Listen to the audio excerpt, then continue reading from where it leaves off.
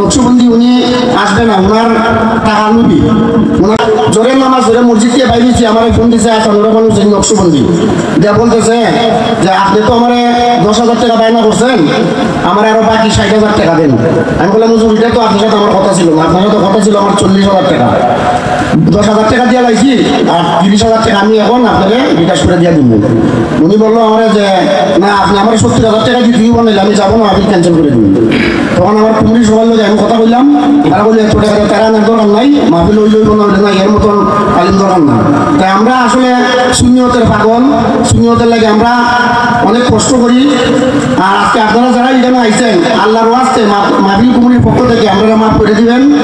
আর ইনশাল্লাহ ওলিউল্লাহ আশিক হুজুরের জন্য আমরা আজকে ফাজার হাবিবুর রহমান রাসেলের সাথে যোগাযোগ করে ওলিউল্লাহ আশিক হুজুরের 26 সালের 12ই ফেব্রুয়ারি দাওয়াত দিছি, আজকে ফাইনা করছি ইনশাল্লাহ।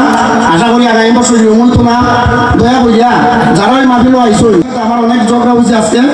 উনি তাহানুদি উনি সুন্নিয়তের আসলেই বাটফার, যদি বাটফার না হইতো আমরা এইভাবে বেইজ্জত করে না।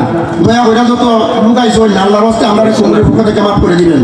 কারণ এরে আমি জোরের নামাজের বাদে যখন আমার সাথে কথা হয়েছে আমি বললাম যে হুজুর দেখেন আপনারে আমরা আরো 10,000 টাকা বাড়াই দিই, 50,000 টাকা দিব, তাও হুজুর আপনি আপনারা বিদ্যুৎ করেন না।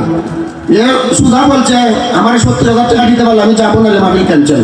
তখন আমি আমার কুমুরি যোগাযোগ করে কইলাম যে ঠিক আছে ক্যান্সেল করে দেন, আমার বায়নাটা ফেরত দেন। এ আমার বায়নও দিছে না, আমার মোবাইলে ফোন আর করে না।